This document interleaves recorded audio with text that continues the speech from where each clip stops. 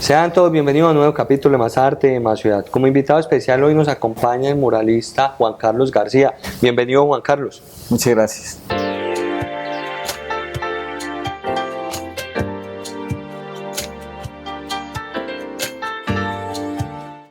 Juan Carlos, ¿nacido dónde? Armenia, Quindío. Profesión. Soy escultor, pintor y dibujante. ¿Desde qué momento comienza a inclinarse por la escultura monumental? Todo nace desde mi trabajo que heredo de mis papás, que era la tonería de pintura, lo que llaman la tonería de pintura, ajuste y pintura. Y es reconstruir pues colisiones automotrices. Y dentro de mi espacio de trabajo pues acostumbraba a hacer dibujos, líneas. Y de pronto llega alguien que tiene conocimiento de expresión y me dice, bueno, ¿y por qué no ensaya arte? Yo desconocía totalmente esa palabra. Y ahí nacen los primeros trazos y ensayos, me paso unos libros y empiezo a estudiar, a leer sobre composición, sobre dibujo, sobre valoración tonal, sobre alto relieve, sobre escultura, sobre movimiento. Y hago el primer ensayo sobre un barranco que estaba ahí al pie del taller. Y yo sí notaba que las personas pasaban y se quedan mirando la obra, pero no creí que fuera a tener tanto impacto hasta que un día llega directamente una camioneta y se bajan unas personas y que quién había hecho la obra, y pues como yo estaba ahí en el momento les dije que era uno de mis ensayos. Bueno, era el alcalde del municipio, no lo conocía.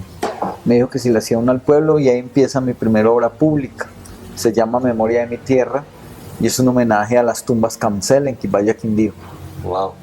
¿Y qué va desenvolviendo luego de la primera obra? Es maravilloso porque pasa algo loco por estar metido tanto en la obra, porque me metí tanto en la obra. Yo cerré mi taller de la tonería de pintura y cuando yo termino mi obra voy al taller y ya los clientes no están. Entonces fue una transición muy traumática porque el espacio que invertí de tiempo haciendo la obra, pues se fueron todos mis clientes, entonces eso fue un vacío pues que quedó ahí, y volver otra vez, el taller ya la gente no volvía porque lo mantenían solo, entonces esto fue bien complicado. Afortunadamente alguien que me vio trabajando dejó una tarjeta en la escuela, en el colegio donde yo estaba haciendo la obra. Yo nunca fui por ella hasta que un día tuve memoria de que allá alguien quería que yo hiciera otra obra en algún lugar, y sí, fue un momento de crisis, entonces fui y la tenían todavía guardada en portería. La llamé y resulta que era un señor en el Huila que estaba construyendo un parque temático y quería plasmar una obra fusionando dos culturas, la cultura africana y la cultura sanagustiniana, y llamó el parque temático Huiláfrica. Pues ¿cómo le parece que la crisis era tan difícil que hasta con el pasaje prestado me fui? Y llegando allá era más allá de lo que tenía calculado y ya no había pasaje de regreso. Tuve que esperar mucho más de lo que el señor me puso a esperar. Cuando él llega, lo primero que tiene es una obra de 100 metros para que yo le esculpa. Me pasa un libro que habla de toda la historia desde la era predinástica hasta la era de los Ptolomeos, donde Julio César y Cleopatra pues se juntan y el imperio iba a ser gigante. Tenía que plasmar toda esta historia. Fue maravilloso porque ahí inicia una obra mucho más gigante y bueno, ahí se desenvuelven otras cosas y empiezo a hacer ya escultura con otros materiales. Inicialmente yo empecé con land art, que era solamente esculpir barrancos, pero las inclemencias pues del clima y el cambio de temperatura, los choques térmicos, el agua, la misma naturaleza deterioraba las obras. Entonces decidí aplicarle un material para retener la obra sobre lo que llaman aquí popularmente el barranquismo. Entonces es un alto relieve y lo que hice fue plasmar desde nuestras raíces, cultura ancestral, quiénes eran nuestros aborígenes, quiénes eran ellos, cómo vivían, cómo vestían, y después lo pasé a algo más moderno que tiene que ver ya con historia de colonización.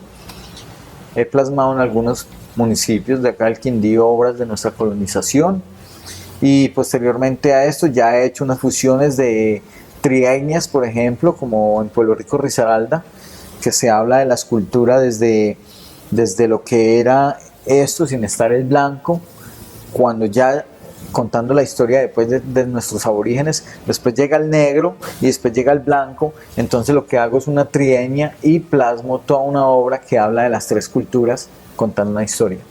En Finlandia también hay una obra tuya. En Finlandia está El migrante finlandeño, que es una obra en acero, bronce y hierro. Es una obra maravillosa.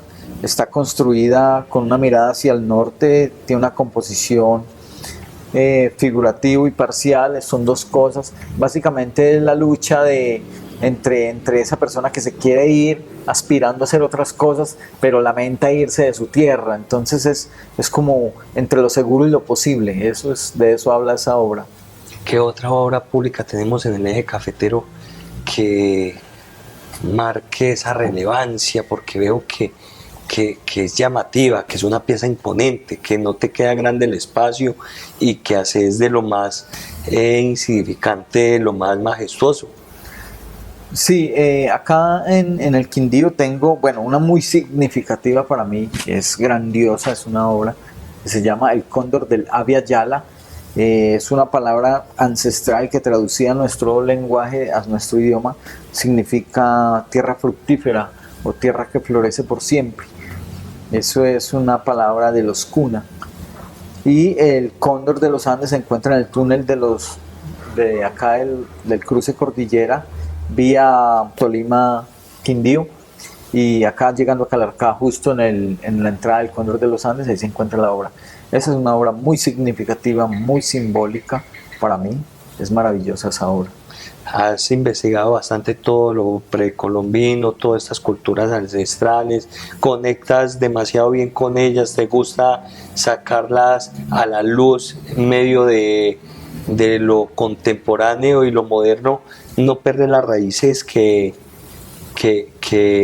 hay tan arraigada en los armenios. Sí, bueno, algo espectacular, algo que me asombra a mí es cuando yo veo las figuras, el figurativismo de la cultura quimbaya, los orfebres, cómo esculpían ellos. Y sus obras no tienen nada que envidiarle ahora a un escultor contemporáneo o a un escultor clásico. Definitivamente eran mágicos, tenían mucho conocimiento y mucho poder en su inspiración. Es más, puedo atreverme que ellos tenían memoria del futuro. Puedo creer que ellos sabían hacia dónde iba todo esto. Y gran parte de ahí es en lo que yo me he basado para construir lo que vengo haciendo a través de los barrancos y de las esculturas que están en toda esta zona y en otros lugares del país, y es mostrar nuestra cultura expresada en arte, pero de una manera universal, para que no quede dentro de lo artesano, sino que ya esté mucho más allá, y pues sea en un lenguaje más universal para que el mundo conozca más nuestras raíces. Qué bueno. Pues te escucho hablar y es como si el arte se hubiera empeñado en escogerte, un elegido, o sea, algo que no estaba planeado, algo que no tenías como tan claro. Y mira lo que nos contabas al inicio de la entrevista, te tocó cerrar Sí. el taller y el camino es por acá y siempre tratas de salir, vuelves y entras, y se han presentado muchas propuestas públicas, particulares, que para algunos artistas ha sido un poco difícil, caótico, y a ti te llegan. Sí, esa es una fortuna que tengo y se lo agradezco a la vida. Una cosa que pasa y es que, bueno, la palabra arte realmente yo la veo desde un origen muy occidental, ¿sí? Yo también reconozco, no sabría cómo llamarlo en el lenguaje colonial, esas expresiones tan profundas y espirituales de nuestros maestros que están en el Putumayo, en el Amazonas, en el Guainía. Son personas que hacen unas obras maravillosas, las plasman sobre sus propios materiales, y uno dice, ¿de dónde sale tanta inspiración? ¿De dónde sale tanto color? ¿De dónde sale ese lenguaje tan espiritual que conecta tanto con la vida del ser humano? Entonces, y a ellos no tienen academia, ni tienen nada que ver con el lenguaje occidental, pero ¿cómo sale de ahí? O sea, a veces pregunto que si hay que reconsiderar la palabra arte cuando se habla de estos temas, porque básicamente ellos no lo hacen basándose en el conocimiento desde donde viene la palabra. Uh-huh. ¿Hacia dónde te estás direccionando con tu obra? ¿Qué esperas del arte para ti? Que tenga como respuesta a tus esfuerzos y constante trabajo. Yo invito a muchos artistas dentro de mi obra y muchos amigos que están ahí como al lado tratando de hacer cosas, porque he visto cómo grandes hombres han quedado en la historia del mundo, en la historia del arte, y han explorado nuevos conocimientos, han explorado nuevos movimientos artísticos. Y uno de mis sueños es dejar una huella en la historia del arte a nivel mundial para ser reconocidos como personas que hemos luchado por trascender y por transformar y por hacer crecer esta humanidad de una manera maravillosa. Yo quiero agotar todos los recursos que se hagan sobre el land art. Yo ahora hago ensamble de acero sobre barrancos, ahora hago instalaciones de roca sobre barrancos, no hago solamente figurativismo, ahora hago abstracciones parciales y ya estoy en trabajos más abstractos. Las obras las estoy llevando a que sean más interactivas con el peatón, con la persona, con el visitante, y que los corredores viales de nuestro Quindío y de nuestro eje cafetero se conecten a través de interacciones artísticas en los barrancos para que sea un museo a cielo abierto. Esa es una de las cosas que quiero dejar y que quiero que la copien los que gobiernan, los políticos, que se den cuenta que es una forma de salir al mundo y marcar la historia y decir, vea, existimos de esta manera, como lo hizo Diego Rivera, como lo hizo Siqueiros en el muralismo en México. Me parece muy bien y vas por buen camino. ¿En qué obra estás trabajando actualmente? En este momento estoy trabajando una obra que se llama Conexión, y lo que estoy es contando una historia de la Tierra a través de ella misma.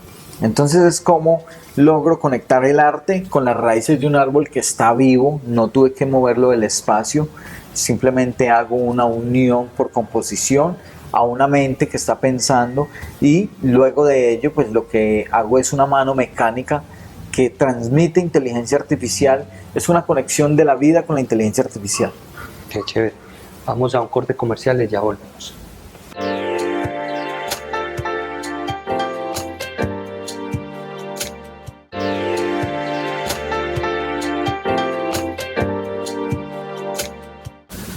Estamos de vuelta con Juan Carlos García, artista monumentalista que en unos buenos años ha hecho obra pública en la región del eje cafetero.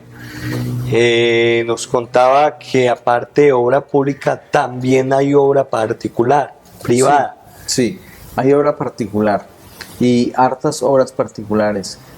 Algunas personas que quieren pues dejar huella en su familia o en sus espacios han decidido apostarle a hacer obras dentro de sus predios. Como mis obras son monumentales, pues se presta para hacerlo en las entradas de sus fincas, en los patios de sus casas.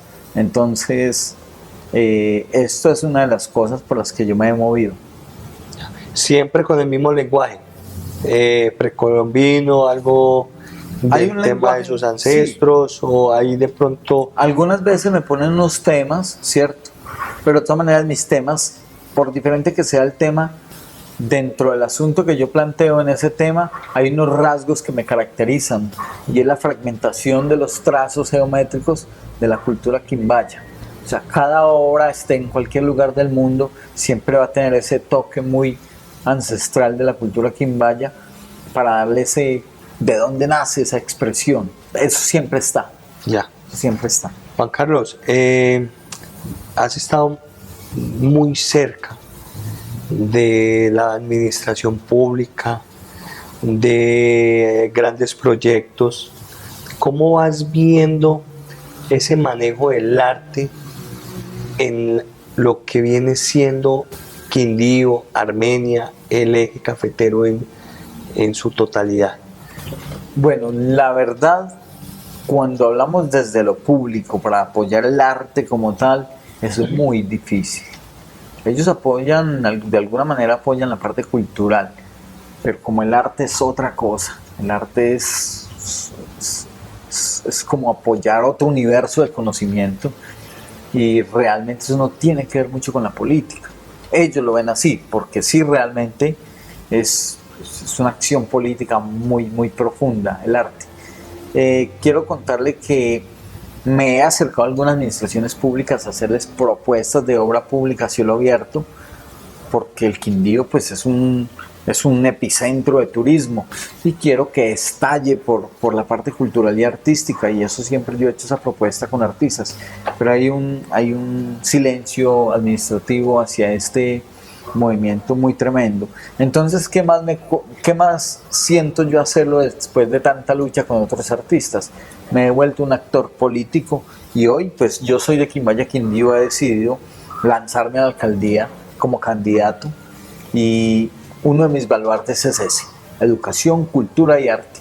Yo quiero que Quimbaya, pues como centro del eje turístico del Quindío, y por tener ese nombre tan poderoso de la cultura quimbaya, pues aprovecharlo y desde allí convertir este espacio en uno de los pueblos del Quindío con más arte público a cielo abierto. Qué bueno, qué rico que haya un papel mesiánico, un vocero para las artes plásticas desde las entidades públicas, administrativas, y que desde el poder se pueda lograr ejecutar lo que no se ha hecho desde otros escenarios. Es la única forma, porque se ha intentado de otras maneras, y por más que nos hagamos visibles y por más que se den cuenta que hay talento en el Quindío, que hay talento en el eje cafetero, que hay gente muy buena, con mucha capacidad para expresar y para generar cambios y transformaciones a través del arte, ellos no ponen cuidado, porque esto no es la forma en la que ellos gobiernan, no están acostumbrados a gobernar con artistas. Además, el artista es un poco antisistema, porque él está más volado y está está por fuera de otras cosas, por fuera de una realidad. La gran capacidad que tiene el artista es de entrar a la subreal, volver a la realidad, de viajar en un universo paralelo, de inspirarse, de aterrizar sueños, aterrizar creaciones. Y pues el político es práctico. Ellos, lastimosamente, y me cuesta decirlo, algunos se dejan corromper y van es por el dinero, que en su mayoría lo hacen. El tema es que no se le daba el valor necesario a las artes, y si entendiéramos que en ese eje o en ese ecosistema financiero o económico cumple una función principal, porque gracias al arte como eje principal empieza a haber varias arandelas que dan una muy buena solidez económica, que activa turismo, transporte, gastronomía, hotel, todo lo que viene siendo la manufactura para poder ejecutar obras. Entonces mira que si un artista vende una obra, desde lo más simple, va a tener con que ir a la tienda a comprar algo. El de la tienda también, y eso va convirtiendo esa economía en modo circular. Yo quisiera que ellos hicieran un ejercicio por un día, por 10 días, los políticos, y si vivieran la vida sin un libro, sin una canción, sin una poesía, sin una película, a ver qué se siente vivir sin arte. O sea, yo los invito a que se den cuenta que con arte es que la vida tiene sentido, que nosotros somos hijos del arte, y que realmente el arte es la chispa del espíritu, es la que nos hace sentir que estamos vivos. Entonces eso, yo los invito a eso, a que recapacitemos y que se den cuenta que sin arte pues esto sería un mundo aburrido, para que tengan en cuenta eso. Estoy de acuerdo. Además, grandes capitales se pueden generar, grandes capitales económicos se pueden generar a través del arte. ¿Por qué? Porque es que arte es todo. Arte lo podemos hacer todo. Desde el señor que puede enseñar de una manera muy, muy coloquial. Yo he visto cómo molar el asadón en la tierra, que se lo cruzan de cierta manera para coger. Un artista puede hacer de ese movimiento en su literatura toda una poesía de cómo se logra afilar un asadón. O sea, es llevar todo a ese espacio. Me parece muy bien y comparto completamente tus ideas y filosofía de ver el arte y transmitir el arte.